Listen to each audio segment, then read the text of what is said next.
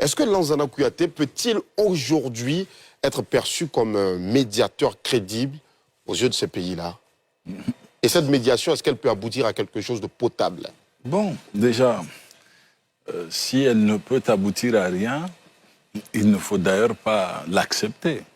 Si les chefs d'État ou le patron de l'AES aujourd'hui, en la personne du capitaine Ibé, accepte de recevoir le médiateur, c'est que bon, il y a quand même quelque chose à discuter. Quand j'écoute le docteur Kabinan sur cette question, il y a juste une image qui s'est affichée dans ma tête. C'est laquelle? Quand il parle d'État qui fonctionne, je me suis tout de suite posé la question, si vous êtes en train de pousser un véhicule, il roule, non? Mais est-ce que ça veut dire que le véhicule fonctionne? Non. C'est exactement ce que nous vivons.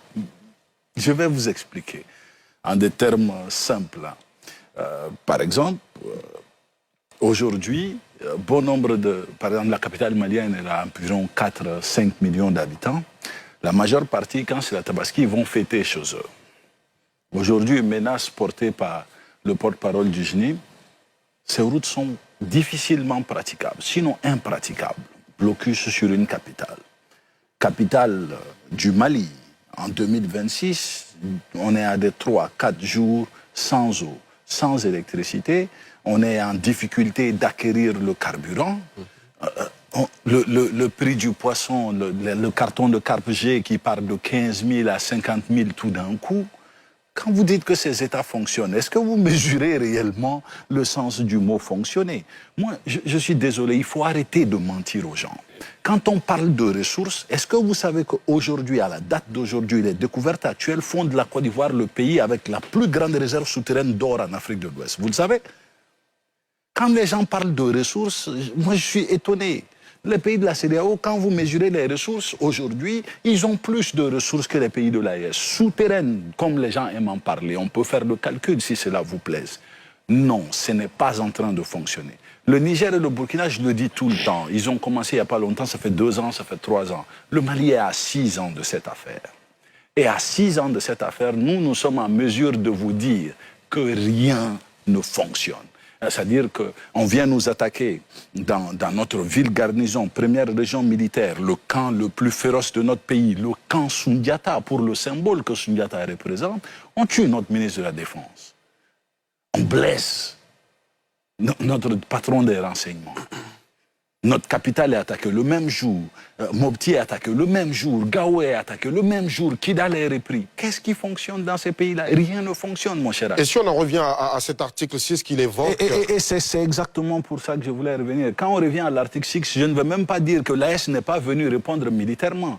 Parce que vous trouverez des gens qui diront que bon, quelqu'un a envoyé un hélico, on n'a pas vu de troupes au sol, ça c'est certain. La force unifiée, on ne l'a pas vu agir, ça c'est certain. Mais parlons de cet article 6.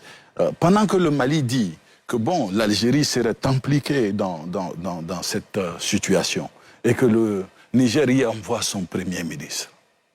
Pendant que le Burkina dit « je n'envoie pas mon mouton en Côte d'Ivoire », pendant que le Mali dit « bon, j'envoie les miens ». Ces États ne sont plus sur la même ligne. Ils ne le disent pas, mais c'est palpable, c'est visible. Cette alliance, la mort de cette alliance, c'était même pas le prédire, c'était un fait. Parce que face à l'hydre terroriste, des pays, j'ai envie de te dire, qui naturellement sont, comme on le disait dans les petites classes, un pays pauvre, très endetté, ne peuvent pas se mettre ensemble et vaincre le terrorisme. Ça ne fonctionne pas comme ça. Le terrorisme, combattre le terrorisme, ça coûte excessivement de moyens et ils n'ont pas ces moyens-là. Maintenant, les autres sont en droit de craindre que, attention, ils ont pris un chemin qui est risqué. Nous craignons que ça ne se déverse chez nous.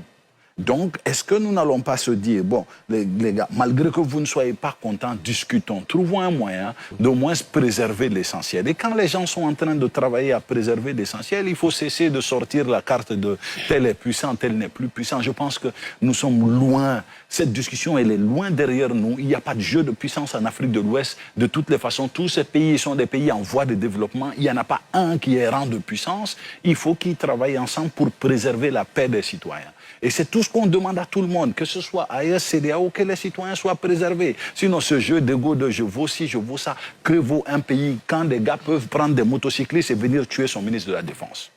Il y a quel mot de puissance à dire? Il y a quelle question de souveraineté à dire après tout ça? Très bien. Qu'est-ce que la souveraineté quand dans ta capitale, tes citoyens ne peuvent pas ouvrir le robinet pendant 4 jours?